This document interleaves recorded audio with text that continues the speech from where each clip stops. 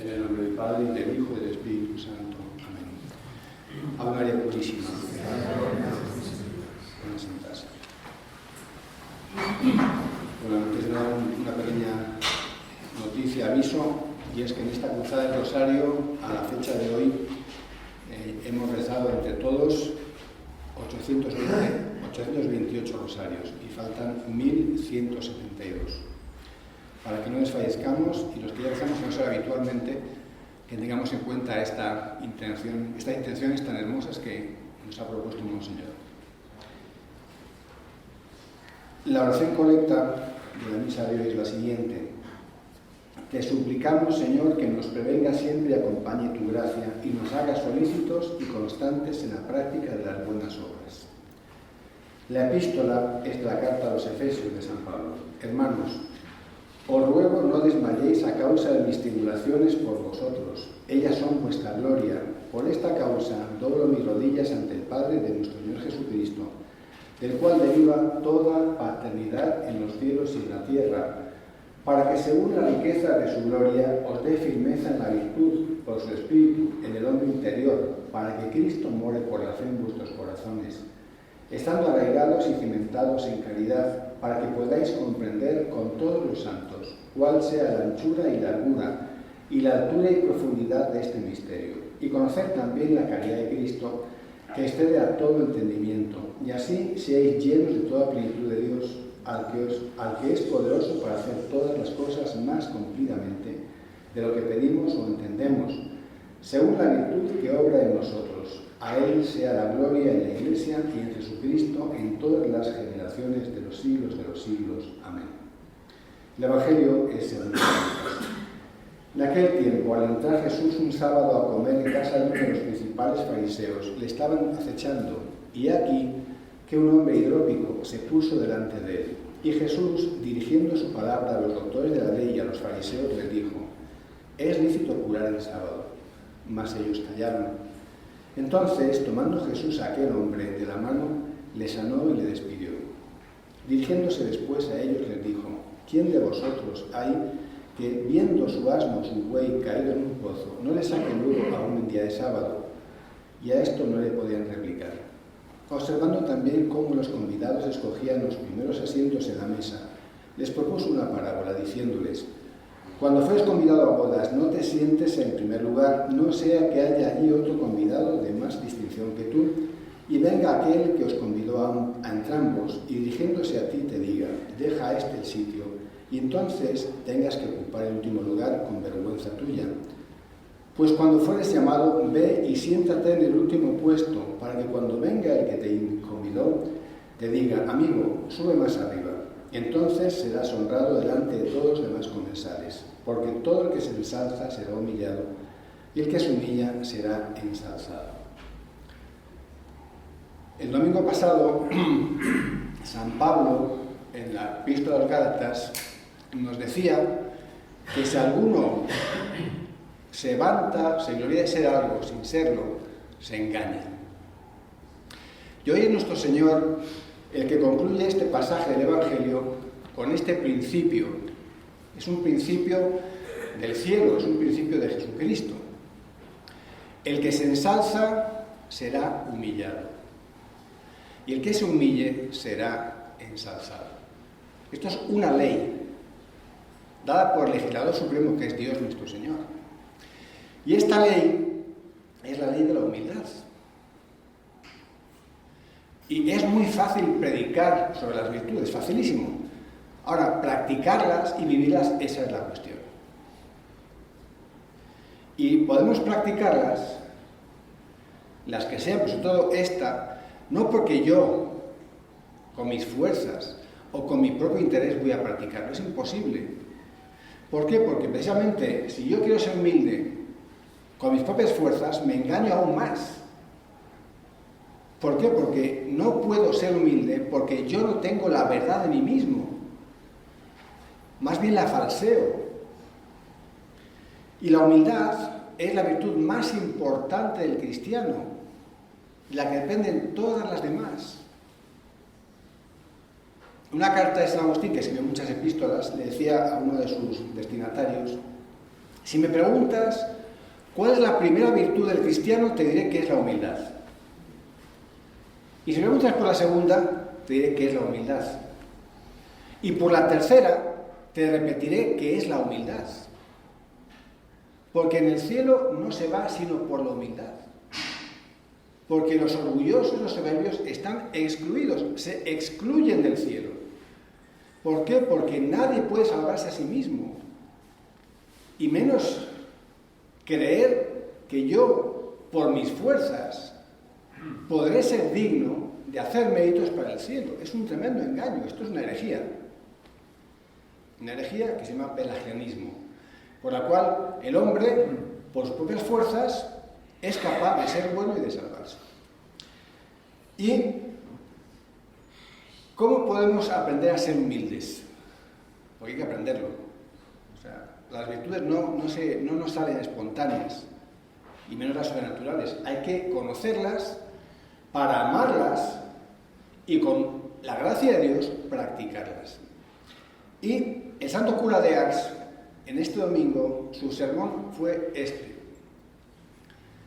Para ser humildes tenemos primero que hacer 3 cosas. La primera es contemplar, admirarnos de las grandezas de Dios.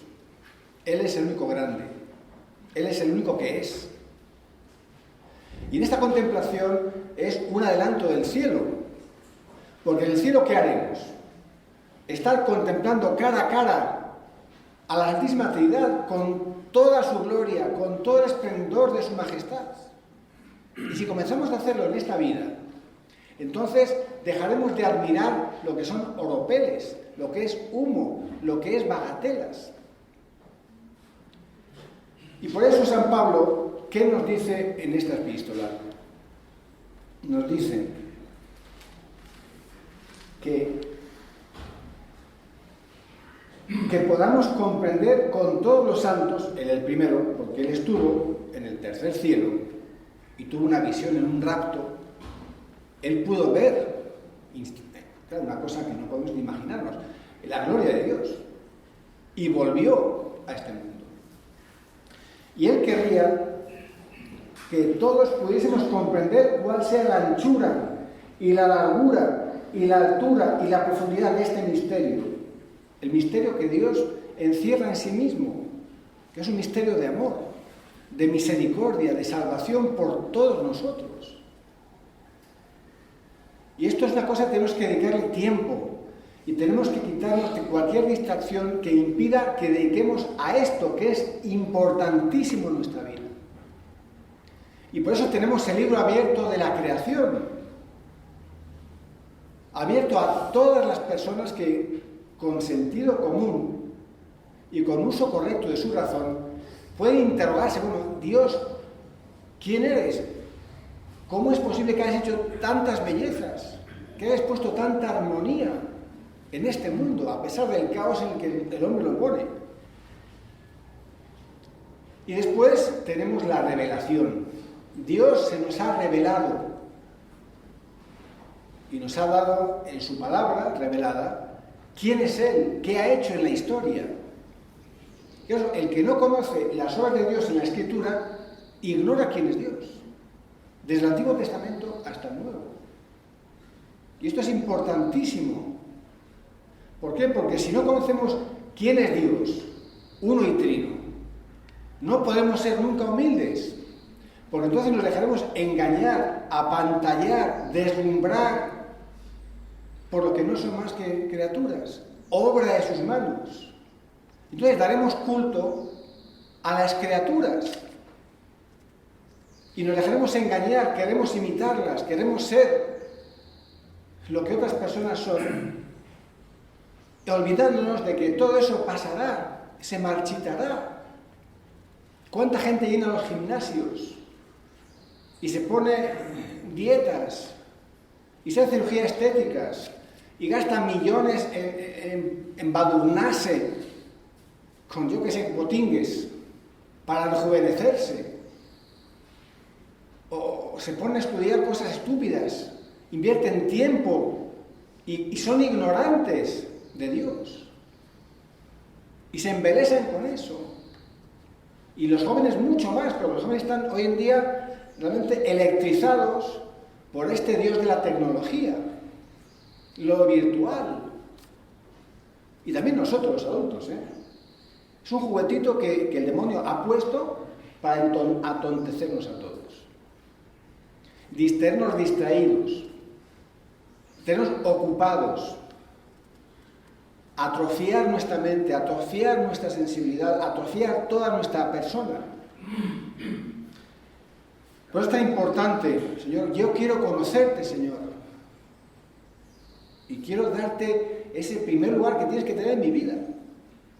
Porque sin esto no puedo ser humilde. El segundo medio que tenemos maravilloso para ser humildes es el darnos cuenta, el conocer las humillaciones que Jesucristo quiso pasar por nosotros. Su anonadamiento. La encarnación de Jesucristo hasta la cruz no es más que una continua humillación, un continuo despojarse de su gloria, un continuo vivir expuesto a nuestras más bajas y a nuestras más innobles teorías y opiniones, dejarse manipular. Y claro, por eso, cuando contemplamos la humildad de Jesucristo, cuando contemplamos su paciencia, cuando contemplamos ese amor que le hizo aguantar todo eso por nosotros, ¿cómo he podido quejarme? ¿Cómo he podido reclamar algo? Él, mi creador, mi redentor, quiso voluntariamente hacerse uno de nosotros, padecer nuestras miserias corporales, físicas y morales, menos el pecado.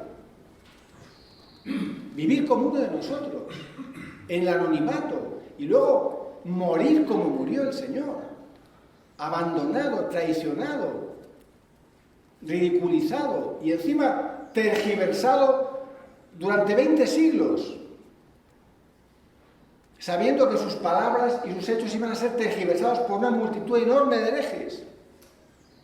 Y aún así quiso padecer todo eso por amor a unos pocos elegidos. Si no contemplamos esta humildad de Cristo, ¿cómo puedo yo tener derecho para exigir algo que no me corresponde? Y el tercer medio que nos recomienda el santo cura de Ars, claro, todo esto son santos padres, Sagrada Escritura y magisterio de la Iglesia, es el estar constantemente presentes en nuestras miserias, nuestros pecados pasados y perdonados. Y si yo veo pecados en el prójimo y no los he cometido aún, decir, Señor, ten misericordia de mí, porque yo puedo haber caído en eso y mucho peor. Y si he caído y aún estoy vivo para contarlo, es por tu pura misericordia. ¿Cómo me puedo yo vanagloriar de algo? Y esta es una meditación muy saludable, que no destruye nuestra autoestima, al contrario, nos pone en nuestro lugar. Y esto es lo que nos permite vivir en la caridad auténtica, porque de esta consideración, de estas verdades que conozco y que defiendo en mi vida, surge el amor a Dios. Señor, ¿cómo puedes amarme a mí, un gusano lleno de miserias? ¿Cómo puedes haberme dedicado a mí tanto amor, tanto tiempo, tanta paciencia? ¿Cómo ando yo condenando a otros, juzgando a otros? Porque no he caído como ellos. Por pura misericordia. Y esto es muy importante porque sin estos principios no vamos a salvarnos y no vamos a entrar en el cielo. Y es ahora el tiempo de nuestra conversión, ahora. Y la conversión es vivir en la verdad, volver a la verdad. Volver al amor de Dios que me ha dado a entender esto, no para humillarme, sino para liberarme de mi orgullo, de mi vanidad, de mi vanagloria, para quitarme ese fariseísmo que traemos injertado en nuestros genes, de creernos algo, mejores, cuando no somos nada. Y por eso el Señor, que es tan humilde, es la humildad encarnada, por eso es tan valiente y es tan libre. Y por eso no le domina en nada el respeto humano. Y por eso se deja invitar por sus enemigos, sabiendo que lo están escudriñando, sabiendo que van a espiarle para ver dónde le hallan un defecto, dónde pueden meterle el puñal de su maledicencia. Y como no tiene nada que temer, porque nada le ve, actúa como actúa. Y les enseña también a ellos con cuánta bondad, con cuánta pureza e intención, sabiendo que iban a cerrarse aún más, que ese bien que hacía lo iban a usar en su contra, manipulando la Escritura. Y aún así lo hace. No deja de hacer el bien. Después le critican, ¿ves? Es un falso maestro. Viola el sábado y se callarán de la verdad que les ha hecho ver. O sea, la codicia sí tiene derechos en el sábado, la caridad no. Eso lo callarán, lógicamente. Y luego le dirá, no busquéis ensalzaros, porque es algo humano, y lo humano pasa como la flor del heno, que se marchita y se quema. El único que nos tiene que ensalzar es el Señor, por lo que hagamos por amor a Él y para su mayor gloria. Ese tiene que ser el único motor de nuestra vida. Y si me aplauden y valoran mis méritos, y si me dan algo de fama humana, huir de eso. Señor, lo acepto, pero para la ofrecértelo a ti. No caigamos en ese juego humano de alabanzas fatuas y actuemos de cara a Dios. Y entonces el Señor nos ensalzará. En esta vida, si quiere, en la siguiente. En la siguiente. Y esto es lo que nos va a dar una grandísima paz. No debo, no temo, porque Señor, todo es para tu gloria. Y ese constante estar vigilándonos, examinándonos, es un ejercicio muy saludable para no dejarnos después desengañar a la hora de nuestro juicio y darnos cuenta de cuánto tiempo perdido en tonterías y en cosas malas. ¿Cuánto tiempo perdido? Que no recuperaremos. Ahora es el tiempo de hacer esta verdad en nuestra vida. Y por eso, fijémonos mucho en los santos. Todos los santos han tenido miles de virtudes. Todos han sido muy humildes.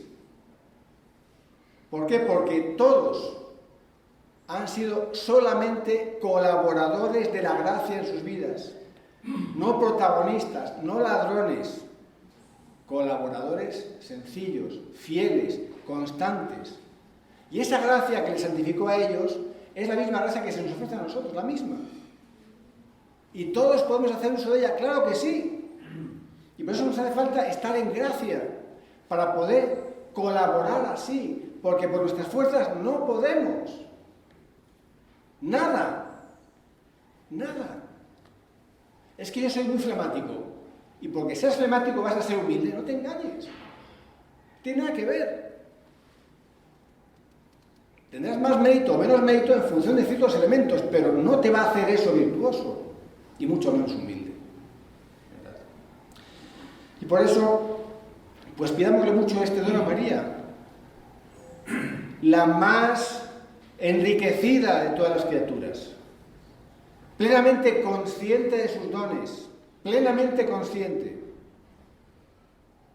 y sin embargo siempre en su sitio, siempre en el último lugar, siempre en segundo plano, haciendo mucho sin pedir ningún tipo de reconocimiento en este mundo. Y por eso, fíjense, las glorias de María se han contado mucho después, siglos después de que María subiese al cielo. ¿Por qué? Porque ella, con todo el derecho, podía haber dicho a su hijo, hijo mío, soy tu madre.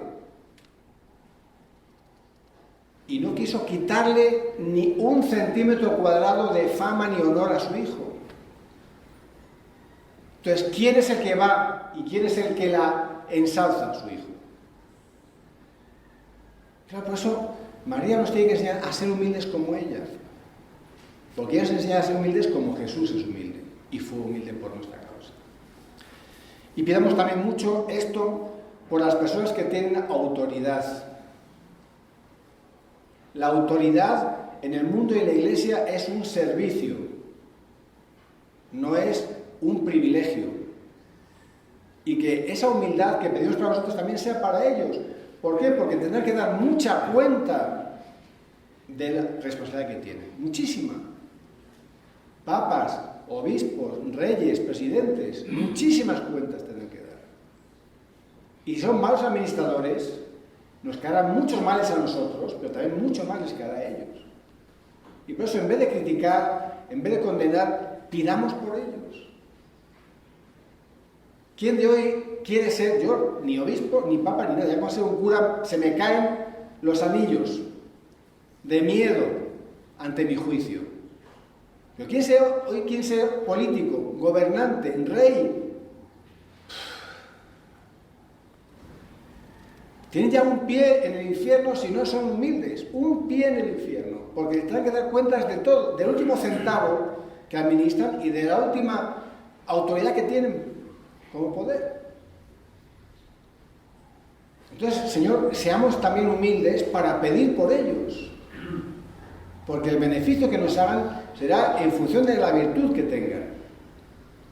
Y pidamos mucho por este mundo que se está hundiendo. Se está hundiendo en el orgullo, en la vanidad, en la soberbia, en la impureza, en la mentira. Pidamos mucho por este mundo. Que para este mundo vino el Señor a salvarlos, por amor y por obediencia. Y que el Señor nos dé a todos esa gracia de la humildad para poder vivir en santa paz en esta vida y vivir sobre todo con la alegría de la vida eterna que nos tiene prometida.